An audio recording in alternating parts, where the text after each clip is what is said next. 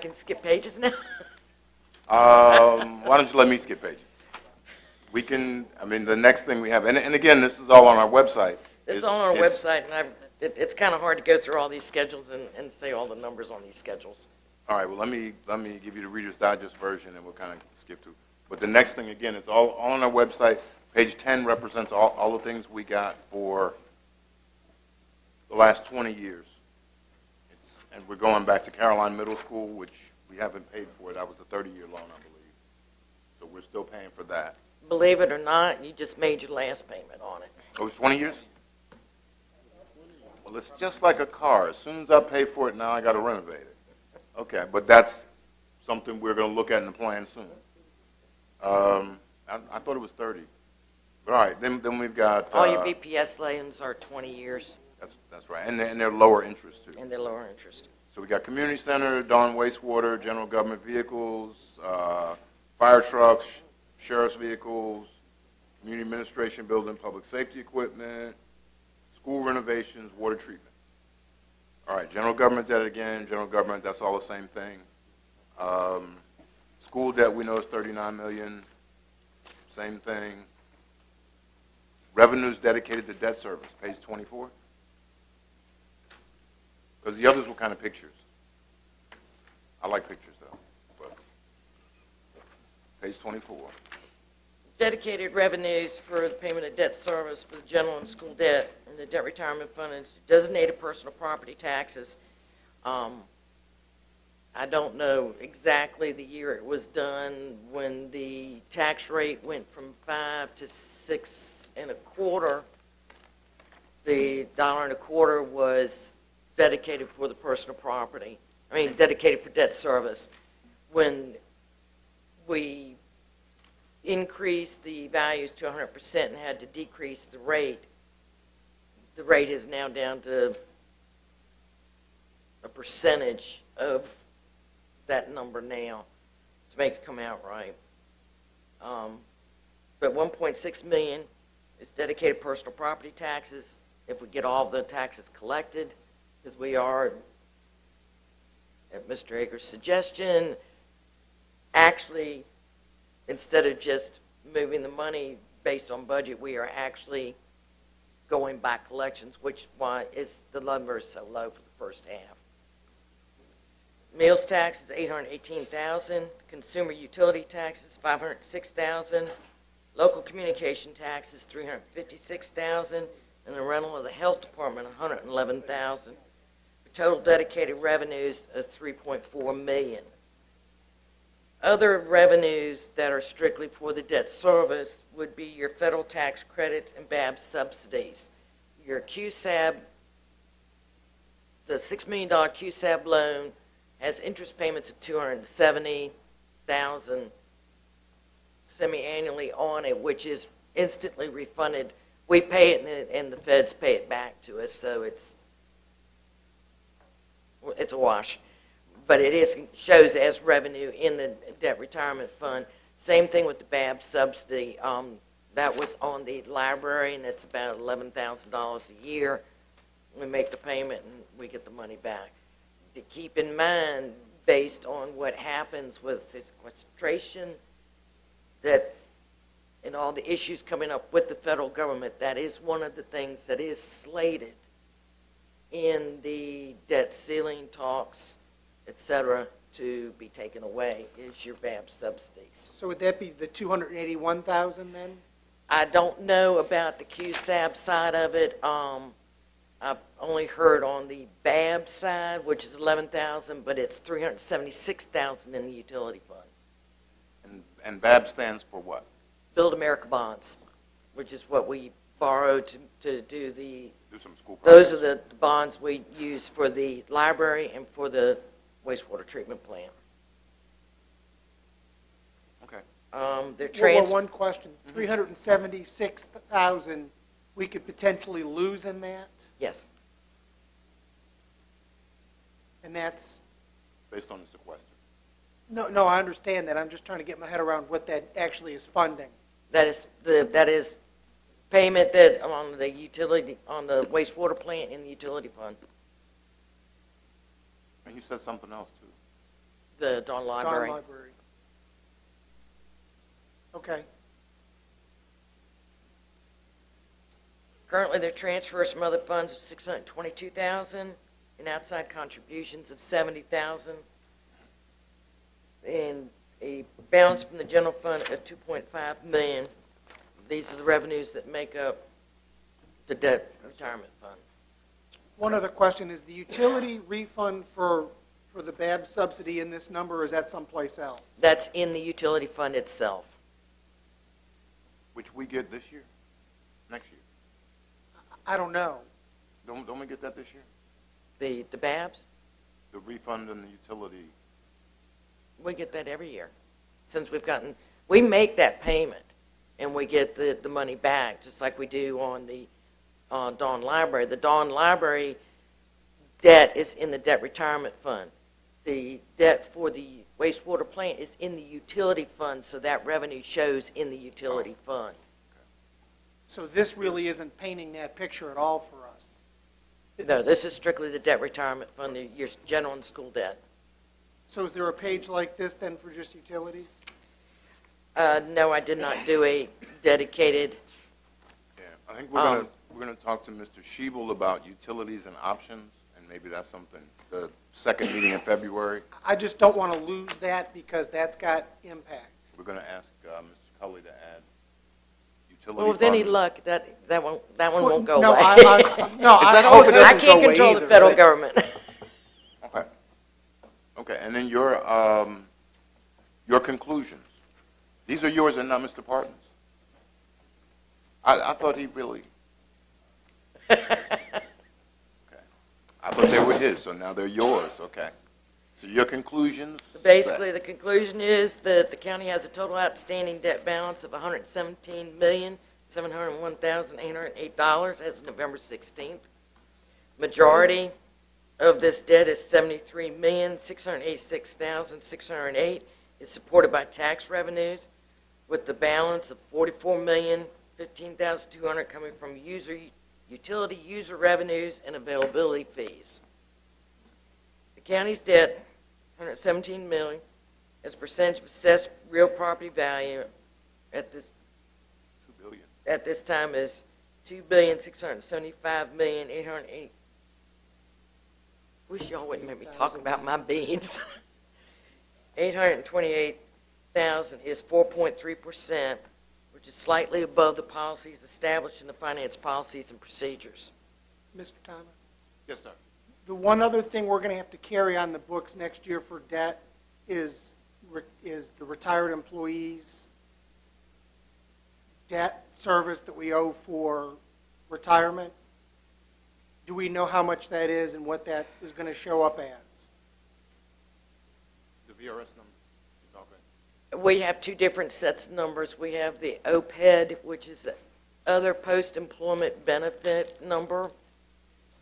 Our unfunded liability at this point is $9 million, which eventually we do have to start paying under the GASB. We have to show some kind of contribution, which we have not been doing in the past.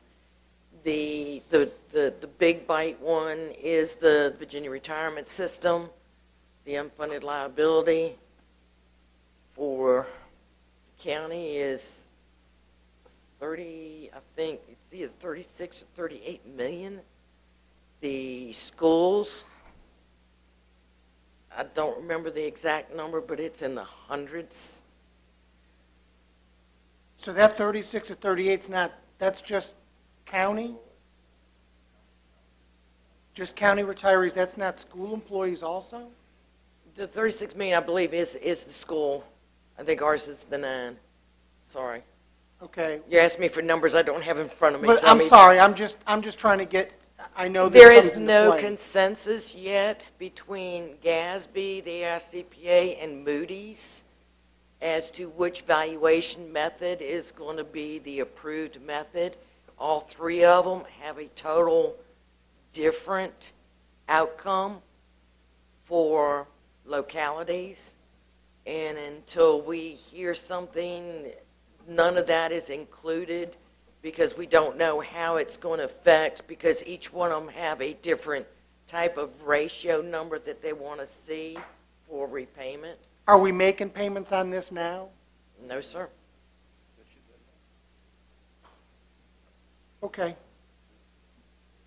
And there's nothing to pay on, right? Because we don't even know what the number is yet. We don't know what the number is because that number is floating based on which of the three methods are going to be used. If it goes to the Moody's method, it's going to be the very highest number that's possible.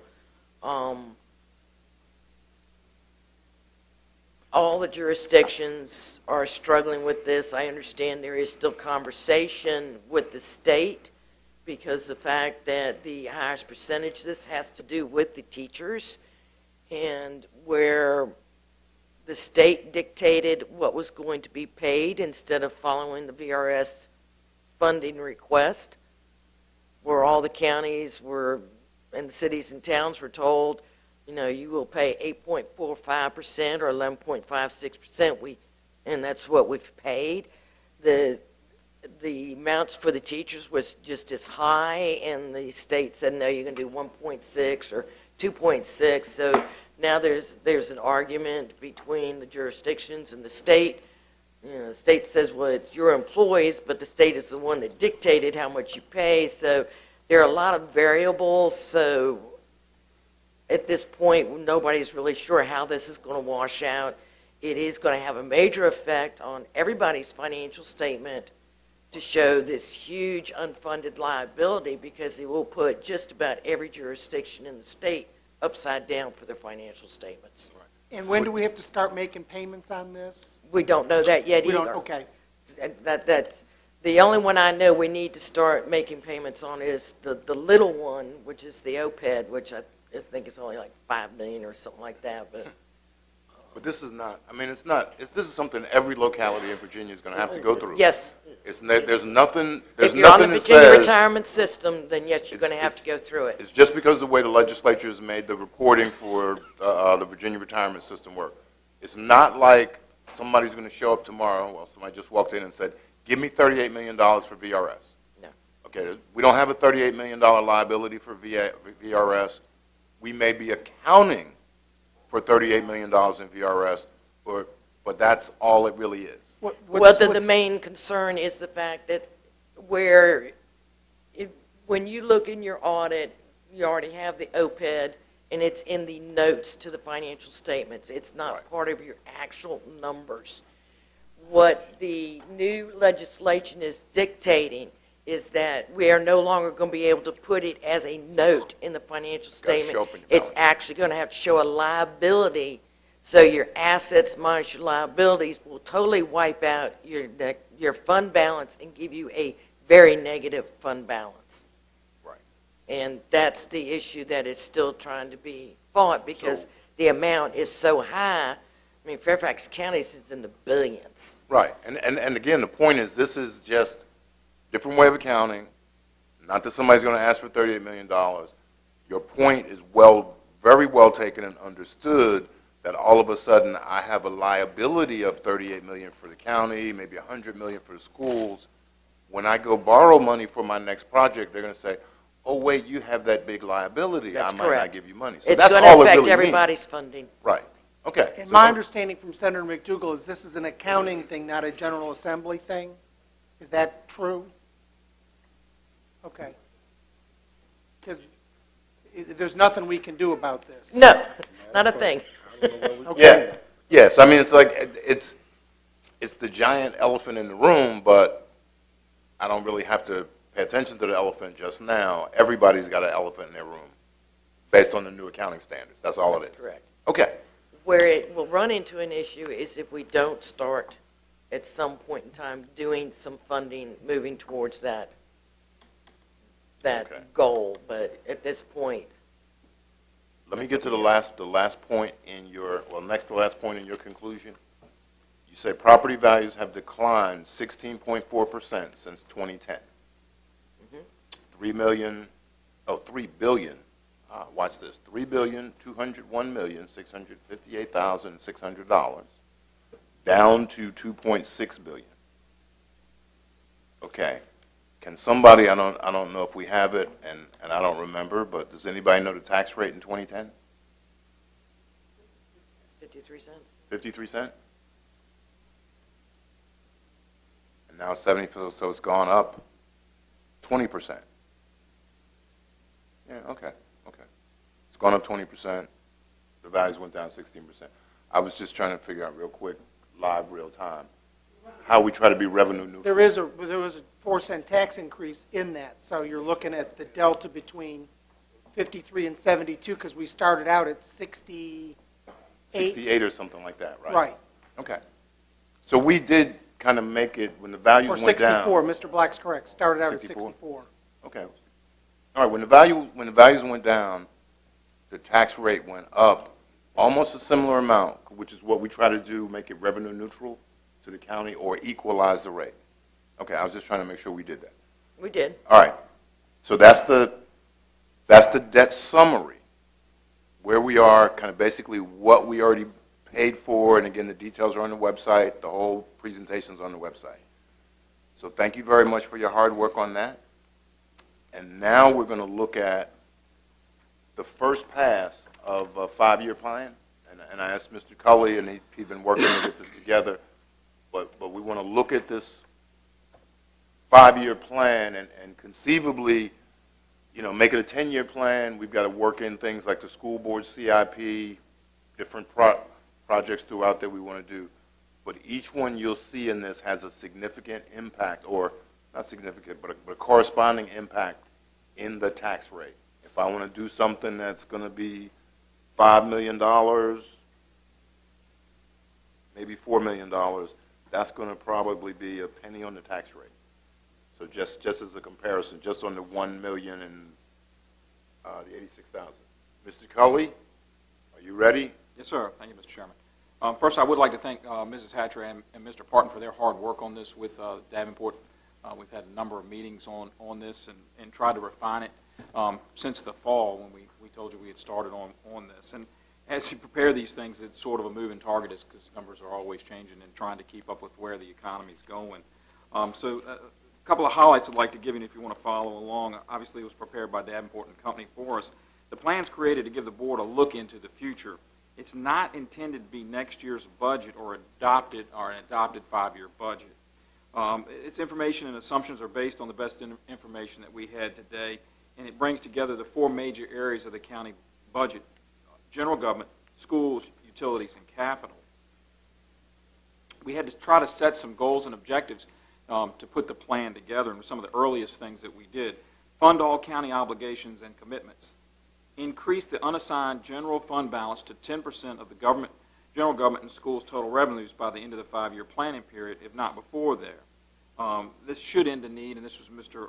Seeley's question, for the annual revenue anticipation note. But that goal number is $8 million. 10% of Yes. the county and schools, that's $80 million together. So $8 million is the unencumbered balance we're trying to get to take care of the bank. Okay, or the rent. Correct. Go ahead. I'm sorry. That's fine. I just wanted to. No. We want to continue current service levels, continue to look for efficiencies, reallocations, and restructuring to reposition organization for the future, and revert to past practice of using current revenue for certain capital, i.e. equipment purchases. The model, to try to understand all the numbers that come down on the spreadsheets, you kind of got to understand what they were modeled from. Revenues are either calculated or increased from the FY13 figures. Real and personal property taxes are calculated based on the tax rate, estimated assessed values, estimated collection rates, and historic delinquent collections. Other local taxes, Commonwealth and federal revenues, are increased from their FY13 figures. Expenditure line items from the budget are summarized into major areas, so we didn't look at every department. We kind of clumped things together. Personnel services, which was salary and wages, employee benefits, other operating expenditures, capital outlay, transfers, existing debt service, new debt service, and then the reserve for contingency. These major areas increased or decreased by percentages for the 5-year planning period from the current projected budgeted amount. Some major assumptions, and these are some of the ones that you may agree with or not agree with, or everybody might have an opinion. General property taxes on the revenue side. While existing real property assessed values are expected to increase due to the reassessment FY15. It's assumed that the tax rate will be adjusted so that revenues will remain neutral, just as you spoke about the last reassessment. So we took that same approach. Right. Property values are going to increase some. We're going to do a reassessment, but we're assuming that the tax rate is going to come back down so the revenue remains neutral. New growth in real property assessed value, an increase of 0.5% each year worth approximately $90,000 a year is what we assumed in new growth. It's hard in this current economy and what we've been faced over the last 4 or 5 years of very slow to negative growth to base your 5-year plan on some unrealistic, at this time, growth. You'd have to look at it almost as from a property value, a worst case scenario. We didn't want to present you with, hey, we think we're going to be building a lot of houses, and then that not come true, and then the plan really not be of any value to you. We certainly hope things will be better than what we're giving you here, and that the build-out will pick up and continue, but historically we don't have much to go on the last 3 or 4 years, and there's so much uncertainty in what's going on in Washington and in Richmond because of that, it led us to be very conservative in what we were doing with property growth. Personal property assessed value grown at approximately 5% in FY14 reflects the projected higher revenues due to proration, and then we only put in 0.5% thereafter, and as Ms. Hatcher mentioned earlier, Public Service Corporation is reduced by 10.7% in 14 due to the county's higher sales ratio, and then 0.5% thereafter. We also made an assumption state aid stays stable and reductions of the past several years will not be restored through the 5-year planning period. So we're not expecting any additional state revenue, but we're not planning on any cuts either. We really don't know what those cuts would be, so we've just planned it at a level. Other taxes, sales tax growth at 0.5% in 14 and 1% thereafter. No additional comp board funded positions. So we're not anticipating picking up any additional support from the state for comp board. The last bullet assumes the YMCA capital campaign is paying the YMCA interest on the note in 14 and 15. Assumes YMCA note is taken out with capital campaign funds in 15. Utilities, water rates increase at 3% per year. Sewer rates increased by 0.5% in 14 and 0.5 in each year. 1% in 15, 1.5. So it kind of builds on itself as it moves forward. Connection fees, new hookups, fixed at 25 new hookups for 14, 30 new hookups thereafter, fees fixed at the current level. So we're not anticipating increase in connection fee rates. And a much lower number than we did our initial plans for. And there again, Very conservative. Very conservative, and it's just hard to, if we put 50 and 70 in here, it makes this thing look a lot better, and you don't reach it, and you're going to be going, pulling your hair out going, why? So keep that as it's a very... What I'm curious about is where we pick this up in the budget, because that's the part that I was looking for. How do we pick up? Because I've got the numbers we approved when we actually did the wastewater treatment plant, and we picked the 16.5 number. And, this year we're supposed to have 115 and next year 140. Right. And we know we're not going to get there. But, that revenue was still counted on, and I'm just hoping that we've accounted for that someplace in the 5-year plan. Well, this is all before we do the budget, but Okay. part of what I wanted to do is, we can do a budget and say, yeah, what's the tax increase for this year? Right. And it's 2 cents, we'll figure out to cut some things or whatever, but there's implications 5, 10 years down the road. And that's what I was exactly looking what you for is where are we picking up, because this scale slides, it keeps going up, and we've got to pick that up someplace, because we're not, if we fix it at 25 or 30, we're woefully off. And this reflects that as we move forward. Okay. But when we go through the actual budget and we start doing the budget, I've said to Mr. Culley, we want to have this spreadsheet live, interactive, so we can start plugging numbers in and say, okay, this is what it's going to do 5 years down the road. This is how we're going to, be positioned next year or 10 years down the road. So we're just trying to give us all a snapshot of where we are with some planning tools, and use those planning tools when we start getting budget requests in a month or two to make the best decisions we can. That's fine. Mr. Excuse me just one second. I have a question if you don't ask. Where you said I'm just looking at the model assumption, the personal property assessed value grown at approximately 5%. Now, we just got that news from, so is that one of the things that Mr. Thomas was talking about, that we're going to be fluid in that? Because it sounds like it's not a 5% gain. Right now, it sounds like it's a 20% loss, if I'm not mistaken. I mean, is That's that if the something that we rate's can- not, that's if the rate's not adjusted to make us whole. When you went to trade in from 100% retail, you've lost value. Plus then when you added in high mileage vehicles, we lost a little bit more value. So we're down, Ms. Hatcher said 20, I thought I'd heard 25, but the rate has to be brought up from whatever the current rate is, and I don't know that number off the top of my head, to make the personal property back equal. And I'm a firm believer that most of your complaints last year weren't that people were paying so much. The ones I heard about, they felt their car was overvalued. Right.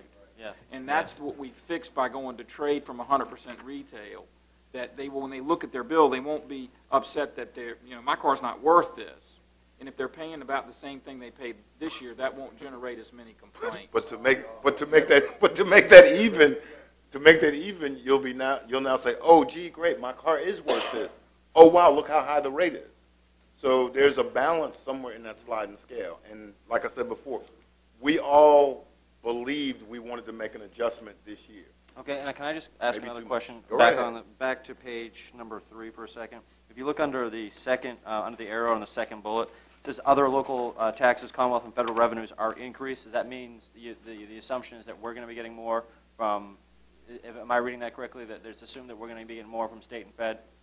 A little bit. There's a little bit of increase in that from 13. Okay. Now, does this model do this? Does this model assume that it's going to happen every year as well for the 5-year? I don't remember that fact. That's a Courtney fact, unless Alan remembers that particular factoid. I don't. We'll have to get over to the spreadsheet and we'll be able to look at the numbers. I'm just a little. I mean, if we're going to do conservative, I'm just a little concerned. They're not flowing in money up top. No, and I'm it's just not a big increase. You'll see when we get over to the spreadsheet. Well, I mean, in those kind of cases, make note of those and forward those back to Mr. Cully, and we'll say, I've got a concern about this item. I think it's, overestimated, whatever, and then he'll have another one done by Courtney. We're going to do this a whole bunch of times. The last thing on utilities is 15 hookups equates to about $247,000, and that equates to Penny on about the a tax rate. penny on the tax rate. Under expenditures, the major assumptions were personal services for general fund, social services, CSA, utility fund. Compensation was increased for this particular 5-year plan for 0% for 14, and a 2% growth in that each year thereafter. Benefits increased at 7.5%, 12%, 7.5%, 8%, and 7.5% for FY14 through 18, and that's worked on the various healthcare and VRS increases we've seen historically to try to leverage that and average those out. We initially had, in this one that you have, and I have more copies to add because Mr. Thomas asked to do it, new position, a half of a wastewater treatment plant operator added in 14, a half a water operator added in 14, half lab operator in 14, full-time HR from part-time HR in 14, 5 firefighters in FY15 due to the SAFER grant ending. Base operating expenditures increase at 2%, county appropriation to school budget increase at 2%, social service CSA 2%, utilities base operations 2%, dawn base operation at 2%. So there's just made assumptions of those things just to give you an idea of just a little bit of growth, what that does. Tourism fund, as usual, is assumed to be self-supporting. So if you get over to page 7, and it's very difficult to read this late at night, it needs to be on 11 by 17 for my eyes, but Yeah, maybe we can. we'll work on that. Yeah, we can work on that one again. You want to just, because we can all kind of see it? We can all kind of see it? Okay, kind of. You want to go to the, Mr. Cully does have a spreadsheet that he did. I did, that's got where I can read some numbers just to give you some And go ideas. to major highlights. As you see on the, Take one and- on the little sheet and on the spreadsheet that I'm sending down to you, revenues for budgeted for 2013 were $40,178,139 for total revenues. They're anticipated to drop 2.3% to $39,252,911. That's $925,228 of lost revenue from 13 to 14, which equates to about 3.73 cents on the tax rate. Most of that loss is up Why in... is that? we're losing some money, as the 10% in public service corporations, and maybe